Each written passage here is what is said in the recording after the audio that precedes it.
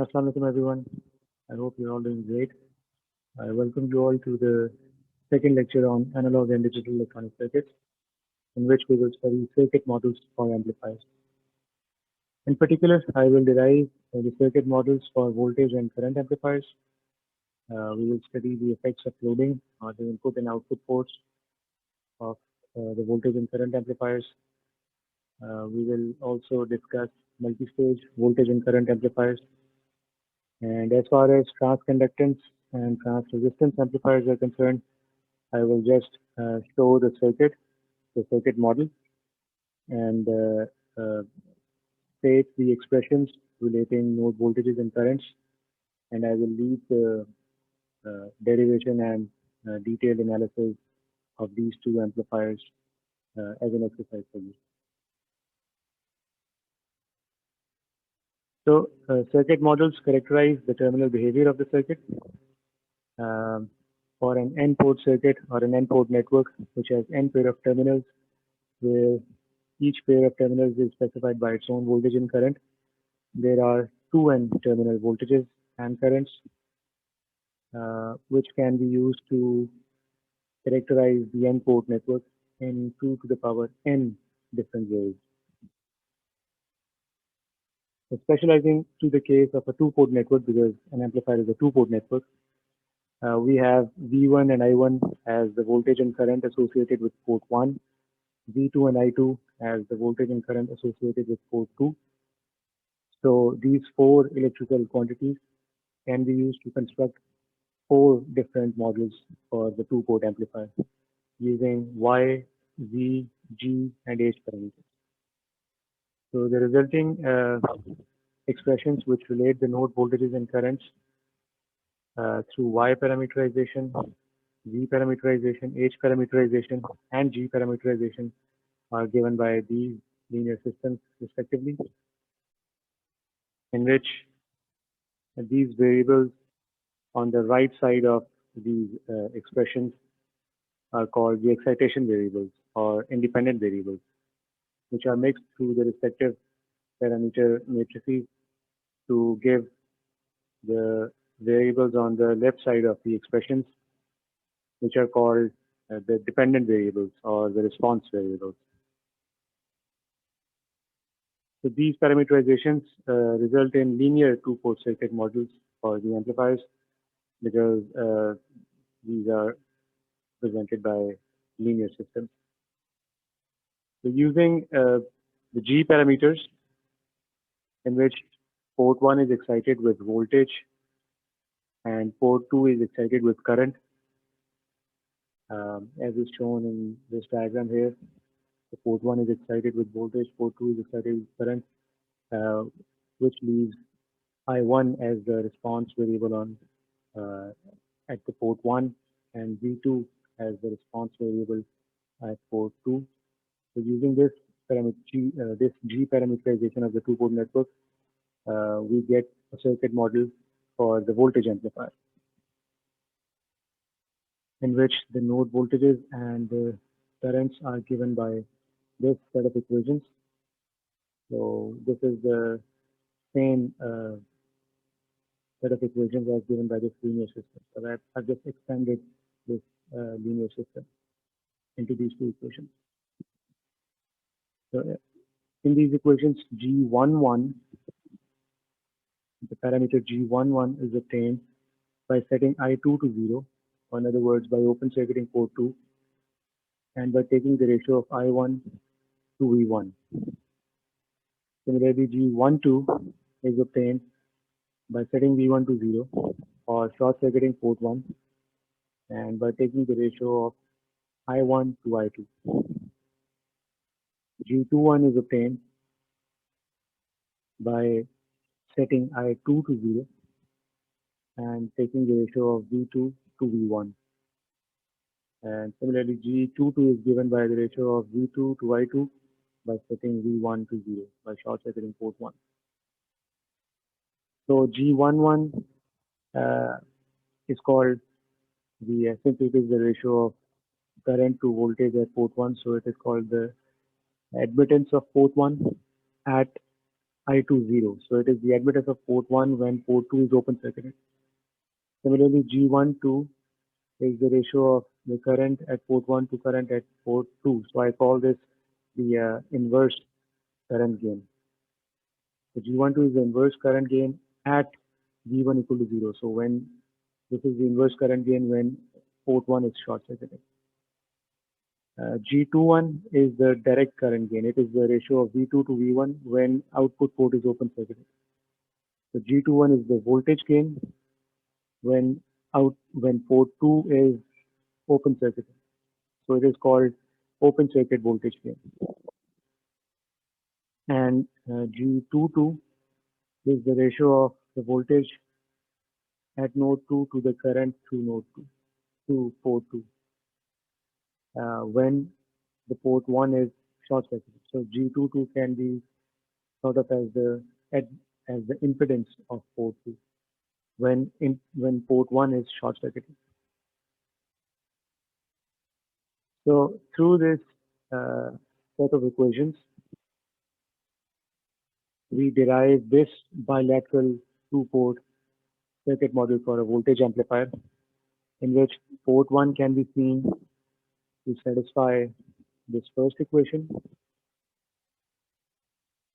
because I1 is the current through this branch plus this current, and since G11 is the admittance, the current through this branch is V1 G11. Similarly, port 2 can be seen to satisfy this second equation in which since G22 is an impedance, so the voltage across G22 is I2 times G22. So this bilateral voltage amplifier circuit model can be seen to satisfy these two equations. It is called a bilateral circuit model because the signal flows in both directions. That is from port 1 to port 2 as well as from port 2 to port 1. So for instance, the current at port 1 depends on this source, which is controlled by the current of port 2. So changing the current of port 2 affects the current of port 1. So this is the signal flow from port 2 to port 1. Similarly, the voltage at port 2 depends on this source, which is controlled by the voltage at port 1. So changing the voltage at port 1 affects the voltage at port 2. So this is the signal flow from port 1 to port 2. However, we are interested only in unilateral circuit models. That is, the circuit models in which the signal flows only from one port to the other and not in the opposite direction. So in this context, we refer to port 1 as the input port, port 2 as the output port, and we only consider the signal flow from the input port to the output port. That is, we consider the coupling of the input signal with the output signal. We do not consider any coupling of the output signal to the input signal, which means that we set G12 to 0 because G12 couples the changes at the output port with the input port. So we set G12 to 0 and we get this unilateral voltage amplifier circuit model in which changes in the input port affect the electrical quantities at the output port and not in the opposite direction.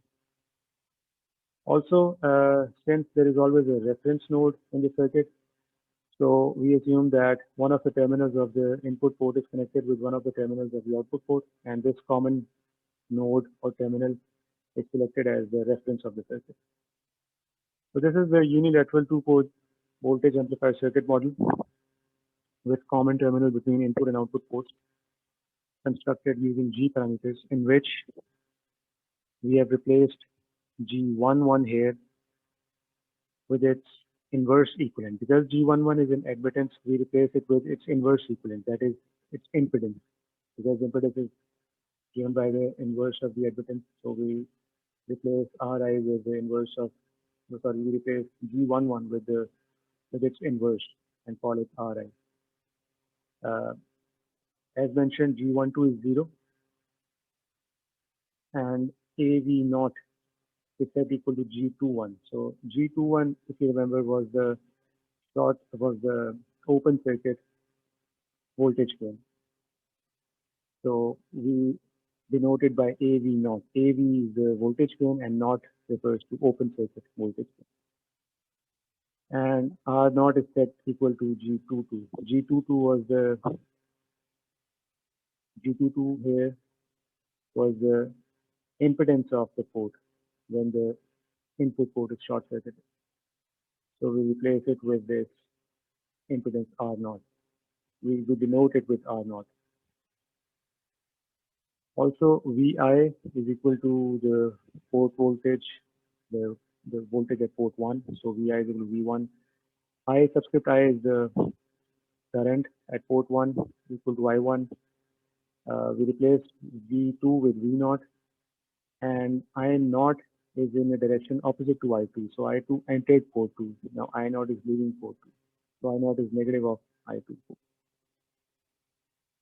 So as mentioned before, Ri is the impedance of the input port, which is given by the ratio of Vi to Ii, computed by open circuiting the output.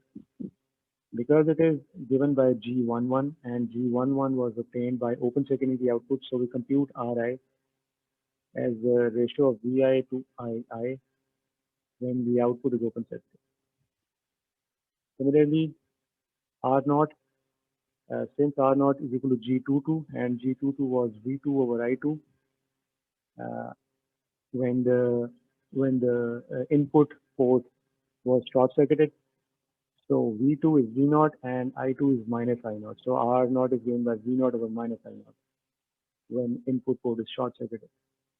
And as mentioned before, AV0 is the open circuit voltage gain.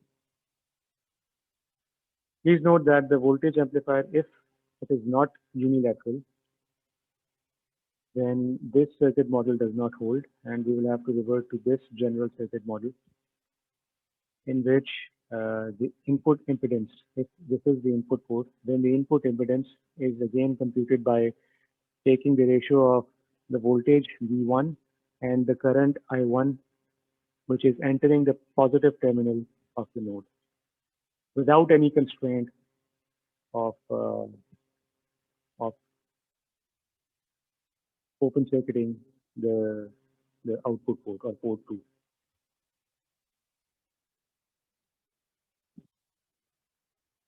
So here in this figure, I have connected this unilateral circuit model for the voltage amplifier with a load resistor at the output port and with a source signal, voltage signal at the input port, having this internal resistance. In this case, we can see that because of the voltage division, the actual input of the amplifier is given by a fraction of the source voltage, and the fraction is given by Ri over Ri plus R squared. Similarly, the voltage across the load resistance VL is given by the fraction of this output voltage, because a part of the uh, output voltage is dropped across R0 and the remaining appears across RL. So the fraction of the output voltage which appears across the resistance RL is given by this expression. So in these two expressions, these fractions actually, this fraction and this fraction, they uh, model the effect of loading on this models the effect of loading on the input port of the amplifier, and this models the effect of loading on the output port of the amplifier. And because of this loading, there is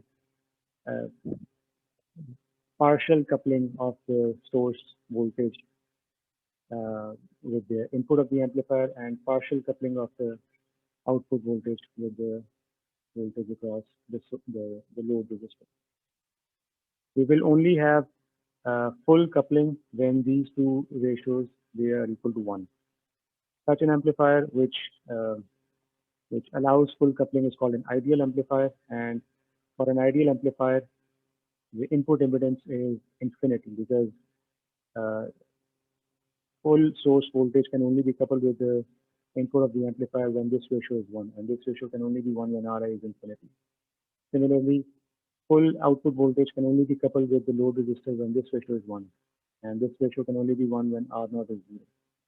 So for an ideal voltage amplifier, which allows full voltage coupling on the input and output ports, the input and output impedance are given by infinity and 0 respectively. So referring to this circuit again, the overall voltage gain is given by this expression. This can be easily obtained by looking at these two expressions. So the overall voltage gain is VL over V sig. So you find VL over V sig by finding VL over VI and then multiplying it with VI over V sig.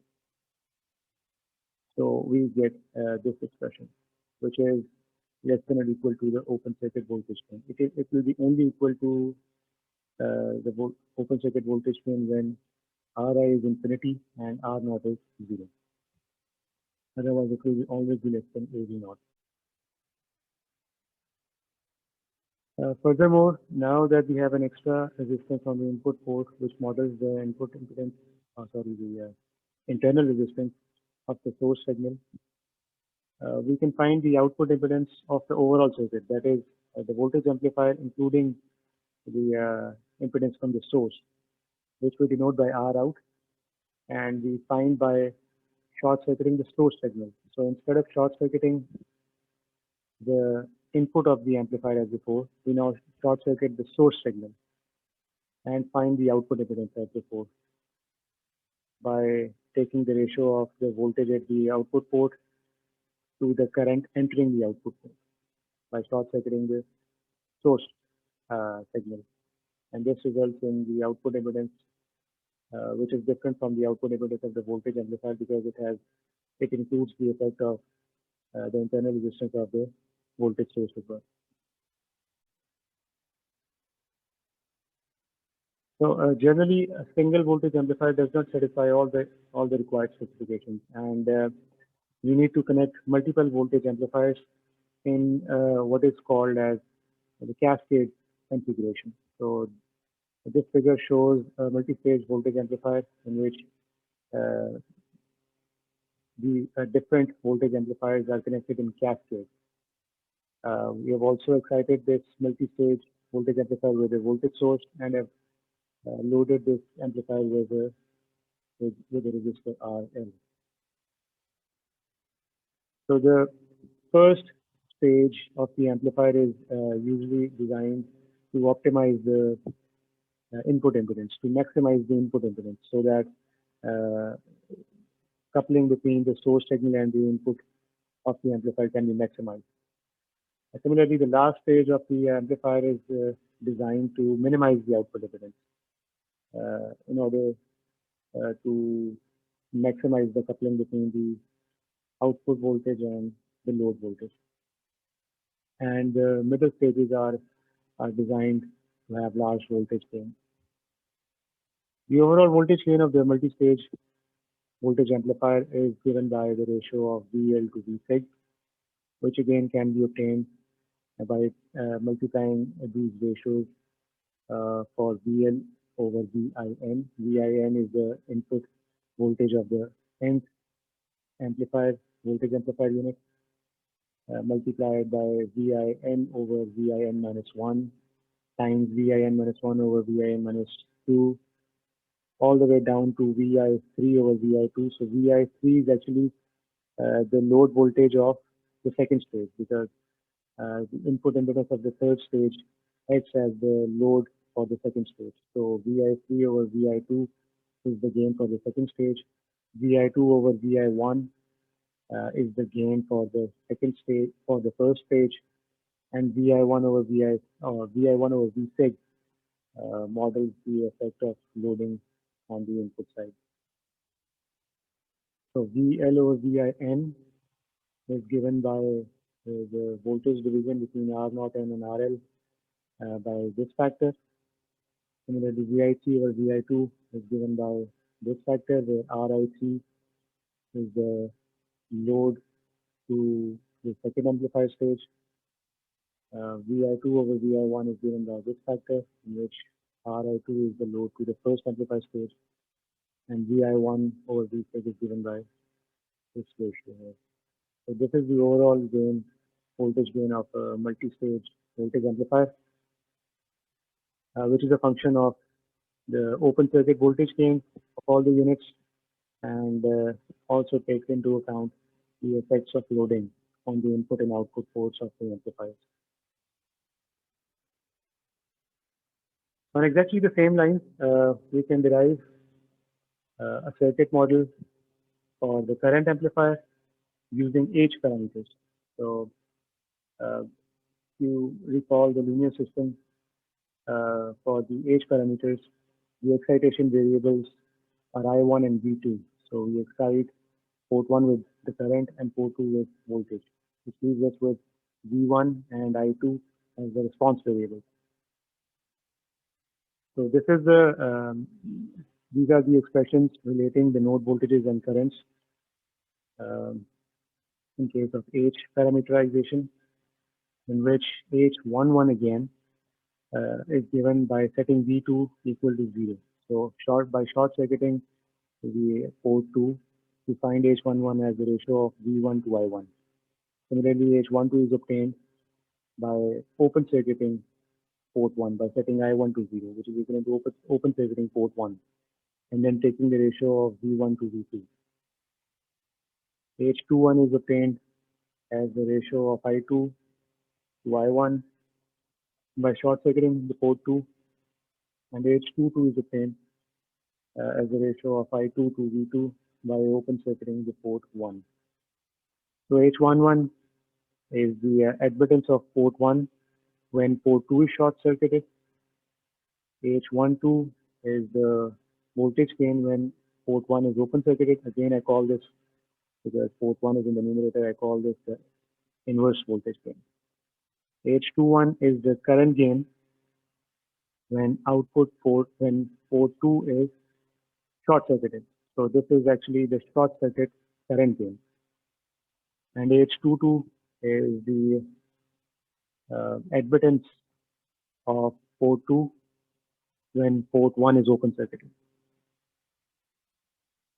So using these set of equations, we can derive a bilateral two-port current amplifier model in which the first port can be seen to satisfy the first equation, and the second port can be seen to satisfy the second equation. Since H11 is an impedance, so H11 I1 gives the voltage drop across H11. So V1 is H11 I1 plus H12 I2. Similarly, I2 is V2 H22 because H22 is the admittance plus H21 I1. So this is again a bilateral two-port current amplifier model. It is bilateral because V2 affects V1, so changes in the output are coupled at the input. Similarly, I1 affects I2, so changes in the input affect the output. However, again, we are only interested in the unilateral current amplifier models, and in this context, again, we label port 1 as the input port and port 2 as the output port, and set H12 to 0 because we only want the signal to flow from input to the output side. We do not want any changes at the output side to be coupled with the input side. So we set H12 to 0, and we replace H11 with Ri. Because H11 is an impedance, we call it Ri. Since H21, I already mentioned, was the short circuit current gain, I replace it with AIS. So AI is the current gain, S refers for the short circuit. So H21 is the current gain when output port is short circuited. So it is replaced with AIS, which is the short circuit current gain. Also, I reversed the direction of this current source. So AIS is actually minus H21. And R naught is given by the inverse equivalent of H22 because H22 is an admittance, so I replace it with an equivalent impedance. Furthermore, VI is V1, I1 is replaced with II, V2 is replaced with V2, and again, I naught is minus I2. I naught is in the opposite direction to I2. I2 enters port 2, I naught leaves port 2. So since Ri is equal to H11, so it is given by the ratio of the voltage at port 1 to the current at port 1 when the output port is short circuited. Because if you remember, then H11 is computed when output port is short circuited. Similarly, H22 is computed when input port is open circuited. So since R naught is given by H22, it is the inverse of H22. So we compute R naught by the ratio of voltage to current when the input port is open circuited.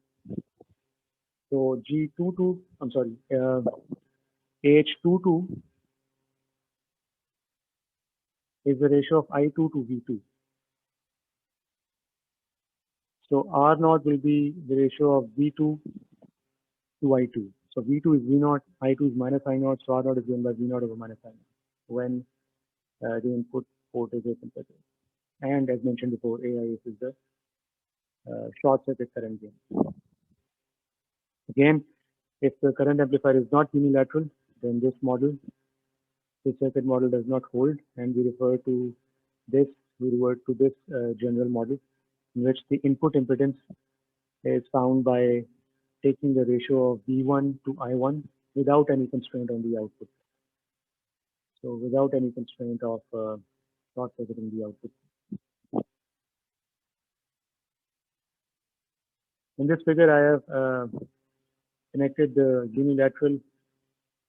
Also, I forgot to mention one thing that again, this amplifier model has a common terminal between the input and output ports, which is used as a reference for the circuit.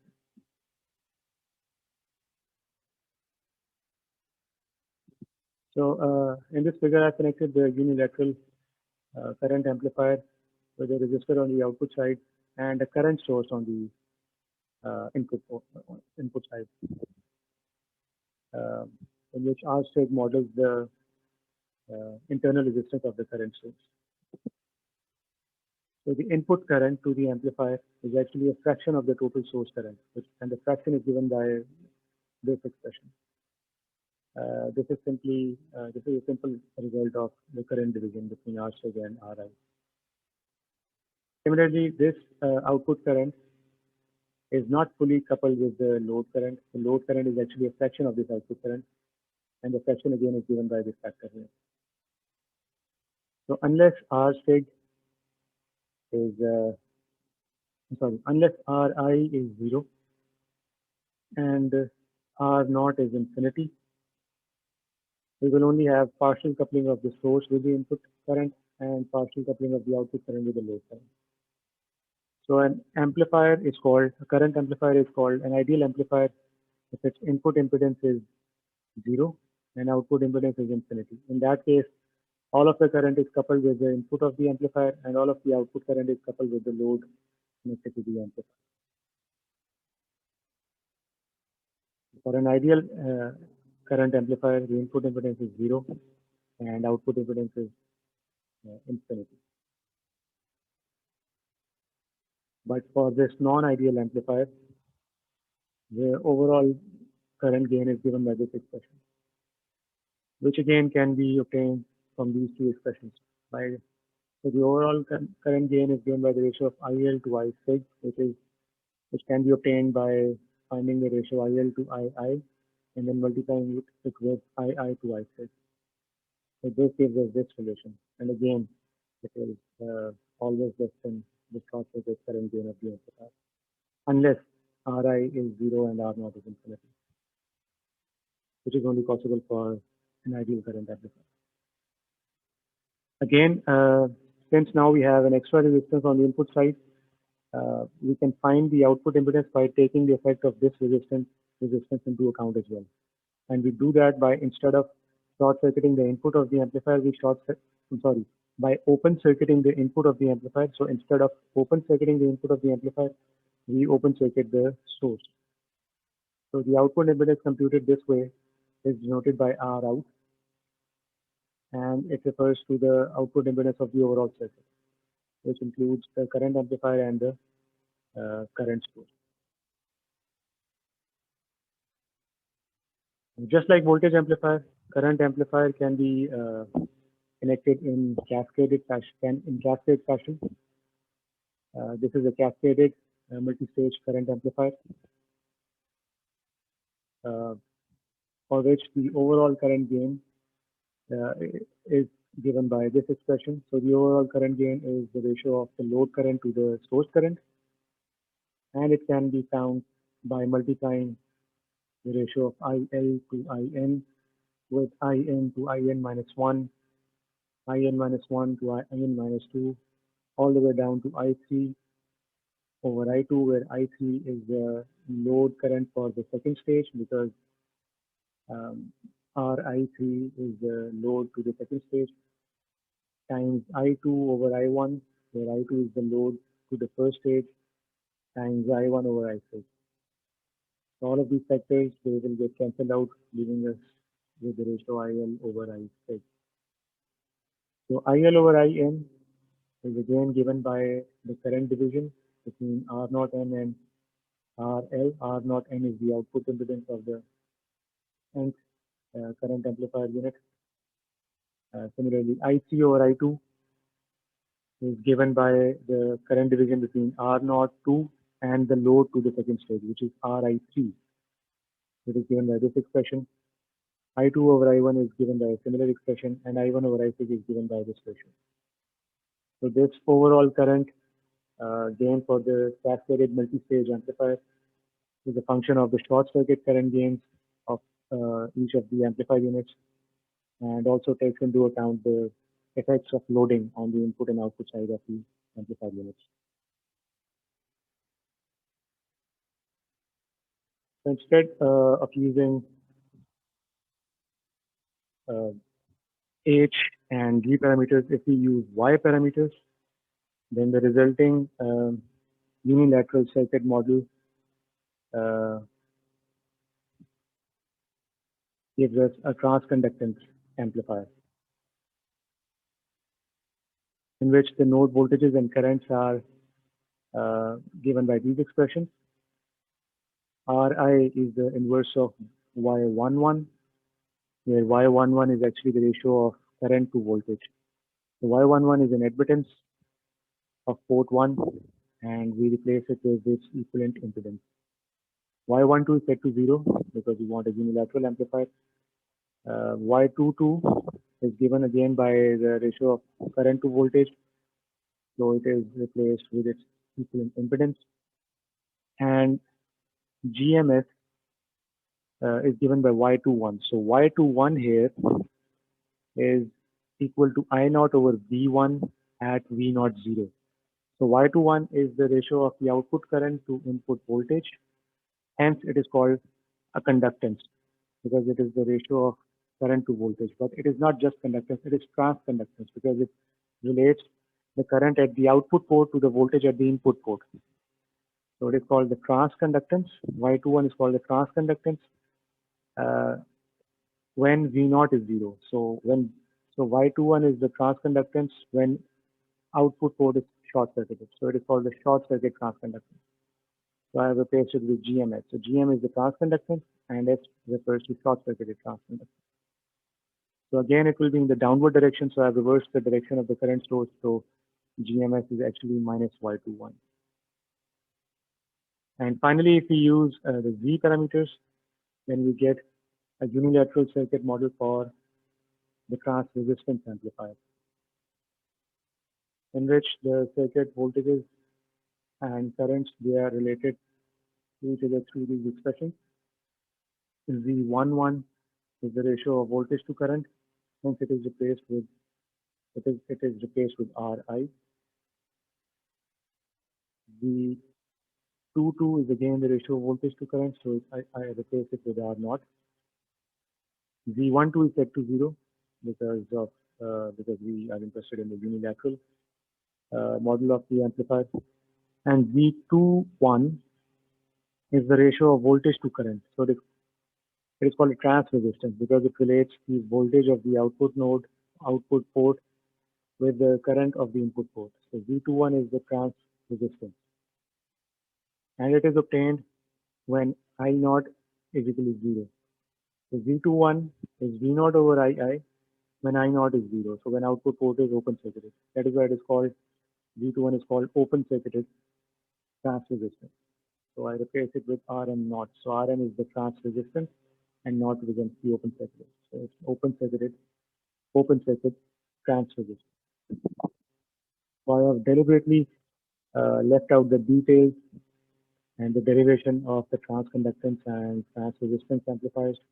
I want you all to derive these unilateral models for yourself and prove these relations between the circuit voltages, circuit currents, and the input and output element. So this brings us to the end of this lecture. Thank you very much for your time. I will see you in the next class.